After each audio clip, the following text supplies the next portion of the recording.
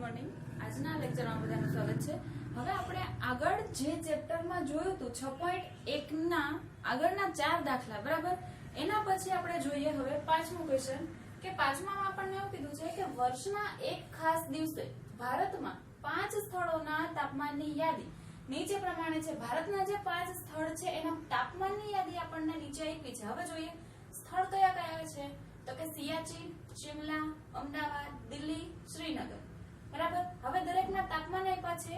સિયાચીનનું તાપમાન આપ્યું છે 0°C થી 10°C નીચું ને ઉપર ખાસ ધ્યાન રાખવાનું. શિમલામાં શું છે 0°C થી 2°C નીચું હોય ત્યારે કેવું માઇનસમાં જતું હશે અને ઊંચું હોય ત્યારે પ્લસમાં બરાબર. આપણને પ્લસ માઇનસ માટે જ ઊંચું નીચું લખેલું આપ્યું છે. હવે અહીંયા સિયાચીનનું જે સામેનું તાપમાન આપેલું છે, દરેક સ્થળની સામે એનું તાપમાન આપેલું છે. તો હવે અહીંયા પહેલો ક્વેશ્ચન આપણને પૂછ્યો છે કે આ સ્થળોના તાપમાનને ખાલી સ્તંભમાં પૂર્ણાંકના સ્વરૂપમાં લખવાનું. આ જે ખાલી સ્તંભ છે ને અમારે શું કરવાનું છે, પૂર્ણાંક સંખ્યામાં એને તાપમાનને લખવાનું છે બરાબર. તો હવે જુઓ સિયાચીનનું તાપમાન કેટલું છે 0°C થી 10°C નીચું, એટલે કે 0°C જ્યાં છે ત્યાંથી 10°C નીચું એટલે કેટલું થશે તો કે -10°C. મારે એને પૂર્ણાંક સંખ્યામાં લખવાનું છે, એનો મતલબ કે એને નિશાની સહિત લખવાનું છે. હવે બીજું જો શિમલાનું તો 0°C થી 2°C નીચું એટલે કેટલું થાય -2°C. હવે અમદાવાદનું કેટલું છે 0°C થી 30°C ઊંચું એટલે શું થશે +30°C બરાબર. પછી દિલ્હીનું તાપમાન 0°C થી 20°C ઊંચું એટલે +20°C. પછી શ્રીનગરનું કેટલું છે તો કે 0°C થી 5°C નીચું એટલે -5°C બરાબર. હવે આપણને જે એક ક્વેશ્ચન કીધું તો કે એમાં પૂર્ણાંક છે એ બધાને મારે જે તાપમાન આપેલા છે એને પૂર્ણાંક સ્વરૂપમાં લખવાના છે. પછી બીજો ક્વેશ્ચન શું કીધો છે કે સેલ્સિયસમાં તાપમાન દર્શાવતી સંખ્યા રેખા નીચે મુજબ છે. આપણને જે તાપમાન આપ્યું છે એ તાપમાનને દર્શાવતી સંખ્યા રેખામાં નીચે મુજબ એટલે કે મેં અહીંયા ઉપર દોરી છે. હવે જો શરૂઆત ક્યાંથી થાય છે -25, -20, -15, -10, -5 0 5 10 15 20 25 30 35 અને 40 સુધી આપણને તાપમાન આપેલું છે. તો હવે અહીંયાથી આ જે સ્થળની સામેના તાપમાન પૂર્ણાંકમાં દર્શાવ્યા એના આધારે શું કીધું છે કે એના તાપમાન સામેના શહેરનું નામ લખવાનું છે. અહીંયા જે તાપમાન આપ્યા છે બરાબર, આ તાપમાન આપ્યા છે એની સામે મારે એના સ્થળનું નામ લખવાનું છે. તો જુઓ સૌથી પહેલું સિયાચીનનું જોઈએ તો કેટલા છે -10°C. -10 અહીંયા ક્યાં આપ્યા છે અહીંયા, તો ત્યાં મારે એના શહેરનું નામ લખવું પડશે એટલે અહીંયા એરો કરીને હું શું લખીશ સિયાચીન બરાબર. પછી -2°C શું છે શિમલા. હવે જો અહીંયા તમને કઈ -2°C નથી દેખાતું તો એ હું કઈ રીતે લખીશ, તો 0 થી તમે -5 સુધી જાઓ ને તો અહીંયા 0 પછી -1 -2 -3 -4 અને -5 એ રીતે આપેલું છે.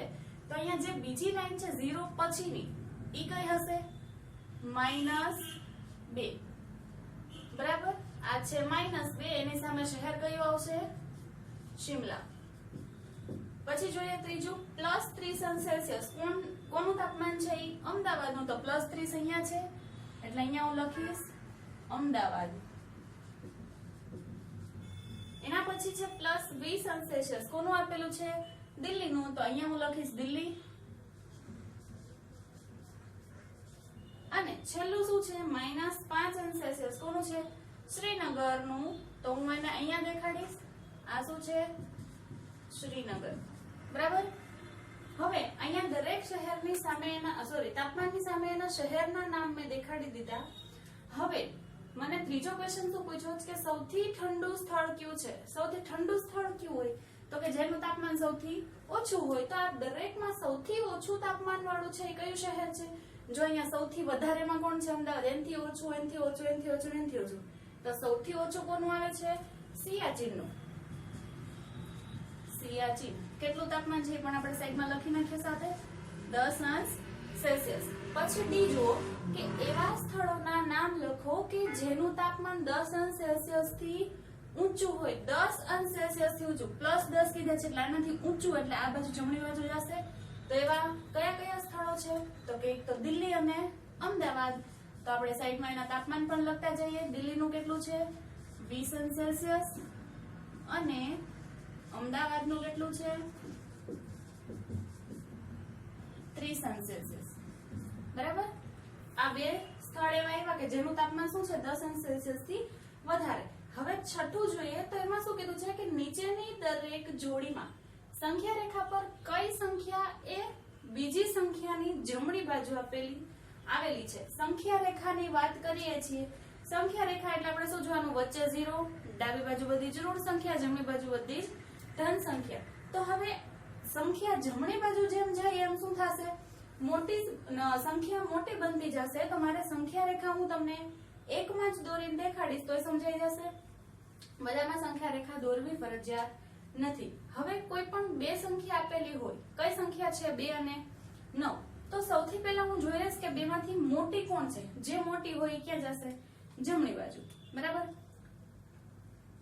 તો અહીંયા 2 અને 9 એમાંથી મોટું કોણ છે? જે બે સંખ્યા આપી છે એ બે જ મેં લખી।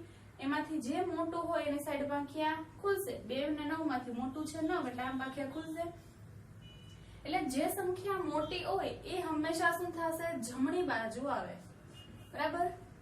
તેથી 9 એ 2 ની જમણી બાજુ આવે। બરાબર? 9 છે એ 2 ની જમણી બાજુ આવે। એટલે અહીંયા તમે જે સંખ્યા રેખા દોરો છો તો સંખ્યા રેખામાં શરૂઆત કરો। અહીંથી 0, 1, 2, 3, 4, 5, 6, 7, 8 અને 9। તો 2 અહીંયા છે અને અહીંયા છે 9। તો જમણી બાજુ કોણ છે સંખ્યા રેખામાં? જે સંખ્યા મોટી છે એ કઈ છે? 9। તો 9 જમણી બાજુ છે એટલે મેં શું લખ્યું કે 9 છે એ 2 ની જમણી બાજુ છે। 9 છે એ 2 ની જમણી બાજુ થઈ। બરાબર?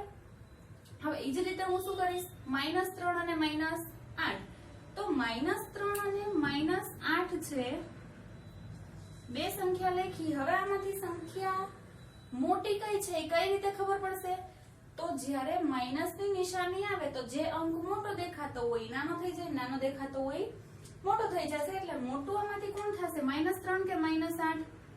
તો મોટું થશે -3, કારણ કે આપણે જે સંખ્યા રેખા ઉપર જઈએ છીએ તો -8, -7, -6, -5, -4, -3 એ રીતે આવશે। એટલે જમણી બાજુની સંખ્યા હંમેશા કેવી હશે? મોટી। તો -3 અને -8 માંથી સંખ્યા મોટી કોણ થશે? તો કે -3। બરાબર? તેથી જમણી બાજુ કોણ આવશે? જે મોટું હોય -3 આવશે। એટલે -3 એ -8 ની જમણી બાજુ આવે। હવે પછી જોઈએ ત્રીજું 0 અને -1। આમાં તો દેખીતી વાત છે 0 અને -1 માંથી મોટું કોણ? તો કે 0, કારણ કે માઈનસ છે એ ઋણ બાજુ ડાબી બાજુ આવે। તેથી જમણી બાજુ કોણ આવશે? 0। જે મોટું હોય જમણી બાજુ આવે। એટલે 0 એ -1 ની જમણી બાજુ આવે। બરાબર? હવે પછી જોઈએ -11 અને 10। તો -11 અને 10 માંથી મોટું કોણ? જે પ્લસ હોય એ। એટલે જમણી બાજુ કોણ આવશે? 10। તો અહીંયા લખીએ તેથી 10 એ -11 ની જમણી બાજુ આવે। પછી -6 અને 6 બેમાંથી મોટું કોણ? પ્લસ। તેથી જમણી બાજુ આવશે 6। તો 6 એ -6 ની જમણી બાજુ આવે। હવે એના પછી છેલ્લો 1 અને -100। તો 1 અને -100 છે એમાંથી મોટું થશે 1। તો જમણી બાજુ કોણ આવશે? તેથી 1 એ -100 ની જમણી બાજુ આવે, બરાબર. આમાં ખાલી આપણે એટલું જ યાદ રાખવાનું છે કે જે સંખ્યા મોટી છે એ સંખ્યા રેખા ઉપર કોઈ બીજી સંખ્યાની જમણી બાજુ આવશે.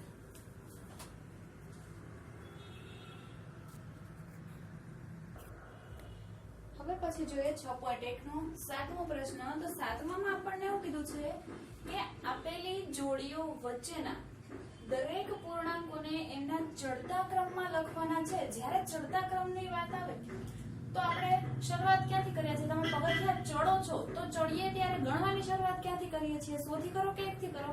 તો કે 1 થી. 1 2 3 4 આપણે પગથિયા ગણતા જઈએ છીએ. તો ચડતા ક્રમમાં એટલે શું? તો કે સૌથી પહેલા કોણ આવશે? નાની સંખ્યા, પછી મોટી સંખ્યા, એનાથી મોટી સંખ્યા, એનાથી મોટી સંખ્યા, બરાબર. તો ચડતા ક્રમમાં સૌથી નાની સંખ્યા છે એ પહેલા આવશે. તો ચડતા ક્રમમાં આની વચ્ચેના જે દરેક પૂર્ણાંકો છે એને લખવાના. જેની વચ્ચેની વાત કરતા હોય એ બે પૂર્ણાંક આવશે નહીં. ઈ સિવાયના પૂર્ણાંકો એની વચ્ચેના લઈ લેવાના, બરાબર. તો 0 ને -7 ની વચ્ચેના દરેક પૂર્ણાંકો લખવાના છે, પણ કયા ક્રમમાં? ચડતા ક્રમમાં. એટલે સૌથી નાનો અંક પહેલા આવશે. તો નાનો અંક કયો થશે? સંખ્યા રેખા હંમેશા તમે પૂર્ણાંક સંખ્યા જુઓ છો, નાની મોટી કીધી હોય, ચડતા ક્રમમાં કીધી હોય, તો હંમેશા શું યાદ રાખવાનું?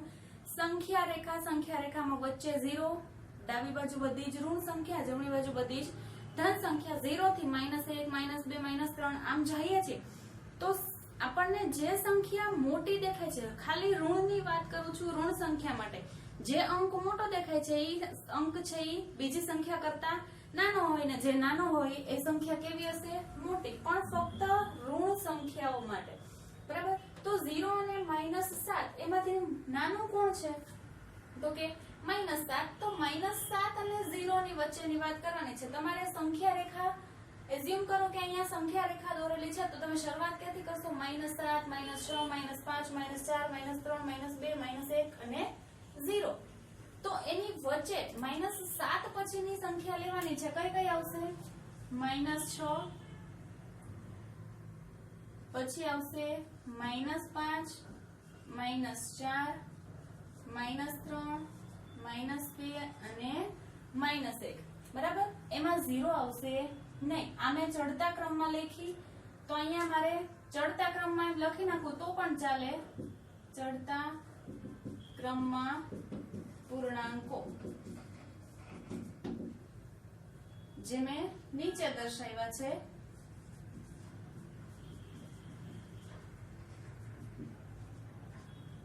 તો -4 અને 4 છે એ બેમાં પણ સૌથી નાની સંખ્યા કોણ? તો કે ઋણ હોય એ. તો -4 થી 4 ની વચ્ચે લેવાનું છે. તો -4 ને 4 આવશે નહીં. એ સિવાયની સંખ્યાઓ કઈ કઈ આવશે? તો એની વચ્ચેની સંખ્યાઓ કઈ લઈ શકાય? તો સંખ્યા રેખા ઉપર આપણે જોઈએ -4 થી 4 તરફ જતા કઈ કઈ સંખ્યા આવશે? -3 -2 -1 0 1 2 અને 3. 4 આવશે નહીં, બરાબર. હવે જોઈએ -8 અને -15 વચ્ચેની સંખ્યા. હવે જો બે સંખ્યાઓ ઋણ આવી છે, તો બે સંખ્યા જ્યારે ઋણ હોય તો મારે મોટી કોને માનવાની? જે સંખ્યા નાની દેખાતી હોય એને, જે નાની દેખાતી હોય મોટી. એટલે -8 છે એ -15 કરતા મોટી થશે, કારણ કે સંખ્યા રેખા ઉપર તમે જ્યારે જોશો તો -1 -2 આમ વધતા જશે અંક, પણ એ સંખ્યા નાની બનતી જાય છે, બરાબર. તો પહેલા કોણ આવશે? -15, પછી આવશે -14 -13 -12 એ રીતે આવશે ને. -8 છે એ પછી આવશે, એટલે કે -15 કરતા -8 છે એ મોટી સંખ્યા છે. તો એ સંખ્યાને લખશું કેમ? બે ની વચ્ચે. એટલે અહીંયા શરૂઆત ક્યાંથી થશે? -14 થી. પછી આવશે -13 -12 -11 -10 -9, બરાબર. એટલે -8 છે એનો સમાવેશ એમાં થશે નહીં. હવે એના પછીની સંખ્યા જોઈએ.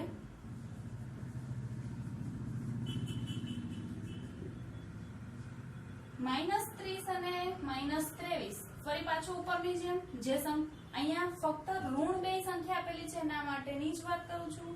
બે માંથી તમને જે સંખ્યા મોટી લાગે એ નાની હશે, નાની લાગે એ મોટી હોય, બરાબર. ઉલટું કામ થાય ક્યારે? જ્યારે બે સંખ્યા છે એ ઋણ હોય.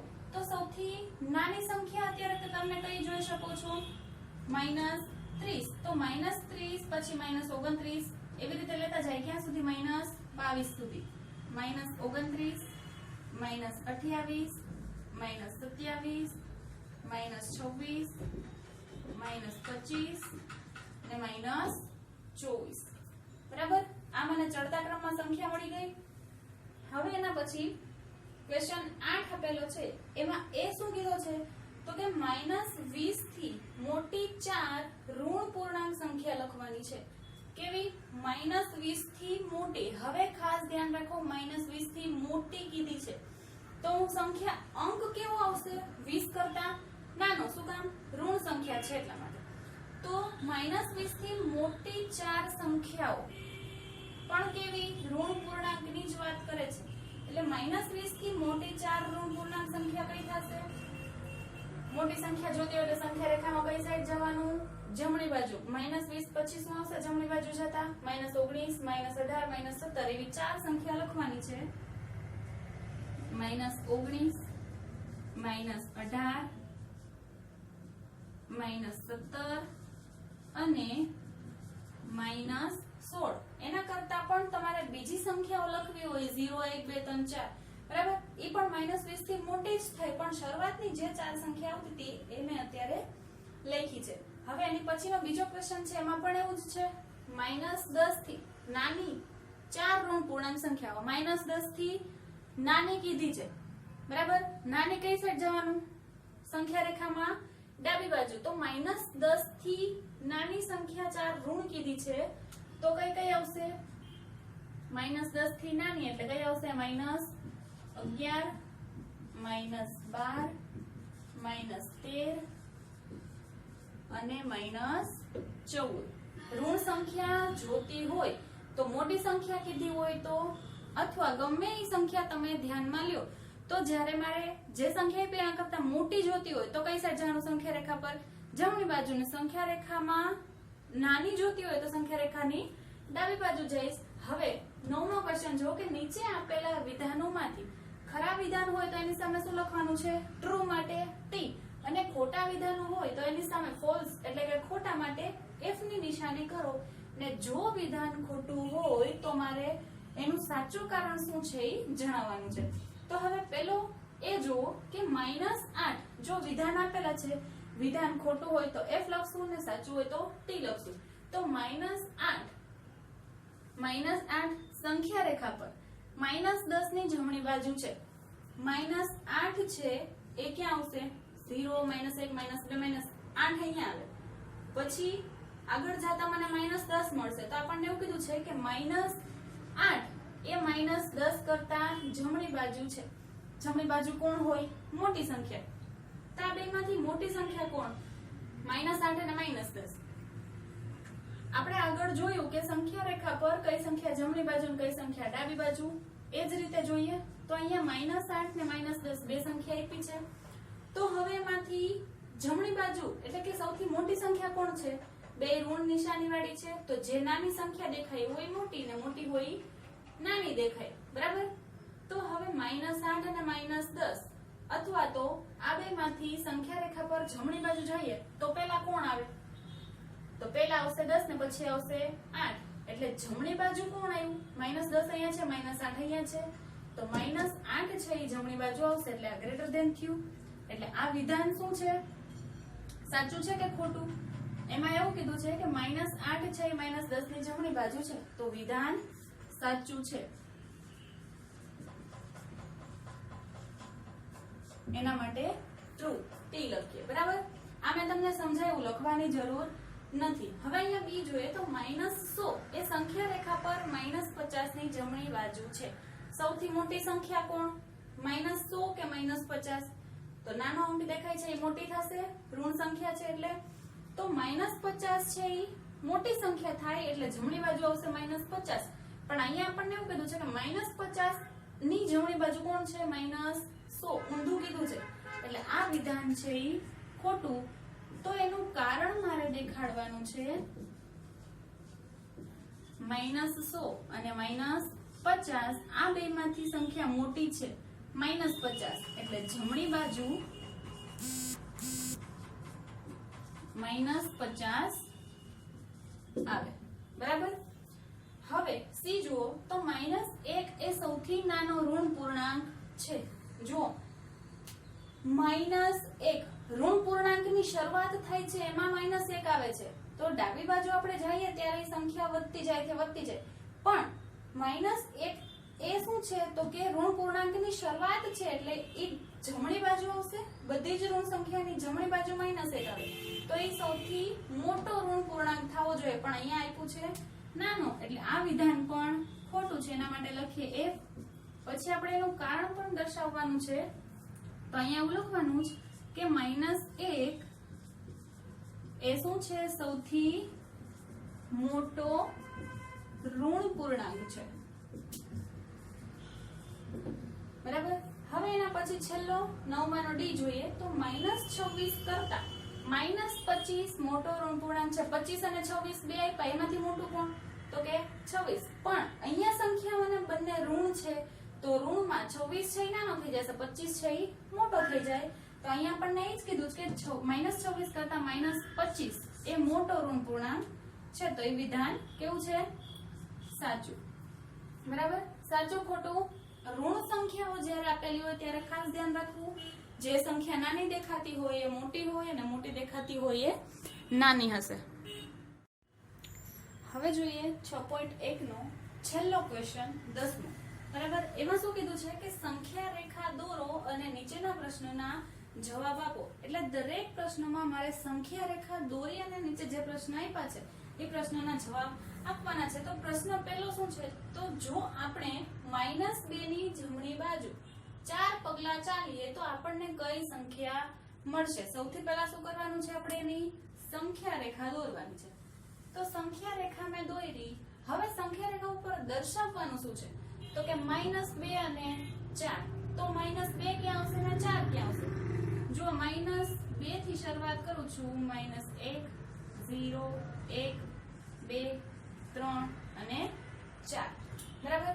તો હવે -2 ની જમણી બાજુ 4 પગલા ચાલીએ તો આપણને કઈ સંખ્યા મળશે? એટલે -2 થી જમણી બાજુ જવાનું છે, બરાબર. હું ધારું ત્યાં સુધી સંખ્યા લઈ શકું, મને જરૂરિયાત હોય એના કરતા એકાદ બે સંખ્યા છે એ વધારે લઈ શકાય.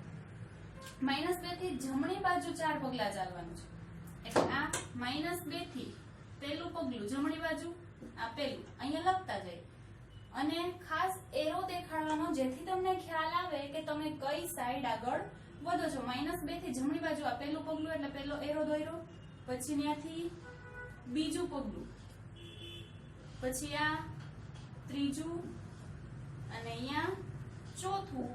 તો 4 પગલા હું ચાલું છું કઈ બાજુ? જમણી બાજુ. આ 1 2 3 અને 4 પગલા હું જમણી બાજુ ચાલી. જો જ્યાંથી શરૂઆત કરીશ ત્યાં એરો કરવાનો નથી, પણ હું જે સાઈડ જાઉં છું પહેલું પગલું પૂરું થાય ત્યાં એરો કરીશ, બીજું પગલું પૂરું થાય ત્યાં, ત્રીજું અને ચોથું જ્યાં પગલું પૂરું થાય છે ત્યાં હું એરો કરીશ, જેથી મને ખ્યાલ આવે કે મેં -2 થી શરૂઆત કરીને 4 પગલા હું કઈ સાઈડ ચાલી છું? જમણી બાજુ. તો મને જવાબ કેટલો મળ્યો? 2. એટલે અહીંયા લખશું -2 ની જમણી બાજુ 4 પગલા ચાલીએ તો આપણને કઈ સંખ્યા મળે છે? 2 મળે, બરાબર.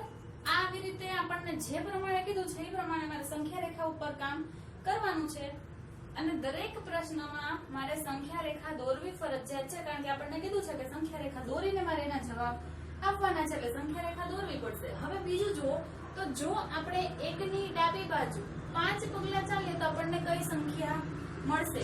કઈ સાઈડ જવાનું છે? ડાબી બાજુ. કોની? 1 ની.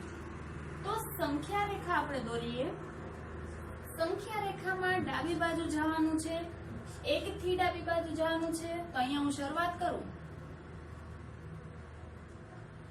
1, પછી એની ડાબી બાજુ હવે કોણ આવશે? 0, પછી આવશે -1 -2 -3 -4 -5 -6. તમે તમારી રીતે ગમે ત્યાં સુધી સંખ્યા લઈ શકો છો. હવે મારે જવાનું છે કઈ સાઈડ? એકની ડાબી બાજુ કેટલા પગલા? 5 પગલા. એકની ડાબી બાજુ અને 5 પગલા. તો 1 થી ડાબી બાજુ હું જાઉં, શરૂઆત કરું છું 1 થી, તો ત્યાં એરો આવશે નહીં. ત્યાંથી આ પહેલું પગલું, પછી 0 થી -1 નું બીજું પગલું, -1 થી -2 નું ત્રીજું પગલું, -2 થી -3 ચોથું પગલું અને -3 થી -4 પાંચમું પગલું. બરાબર? આ મેં 1 થી ડાબી બાજુ 5 પગલા ચાલ્યા તો મને કઈ સંખ્યા મળી? તો કે -4. એકની ડાબી બાજુ 5 પગલા ચાલીએ તો આપણને શું મળશે? -4 મળે. બરાબર? હવે એના પછીનું જોઈએ સી. જો આપણે સંખ્યા રેખા પર -8 ઉપર હોઈએ તો -13 પહોંચવા માટે મારે કઈ બાજુએ ચાલવું પડશે? ખાલી કઈ બાજુ ચાલવું પડશે એની જ વાત કરી છે. તો અહીંયા જોઈએ તો -8 અને -13 બેની વાત કરી છે. તો પેલા -8 આવશે કે -13? મારે જવાનું છે કઈ સાઈડ ઈ મને પૂછ્યું છે. બરાબર?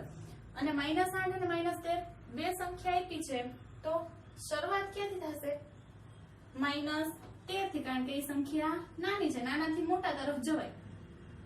અહીંયા આવશે -13, પછી આવશે -12,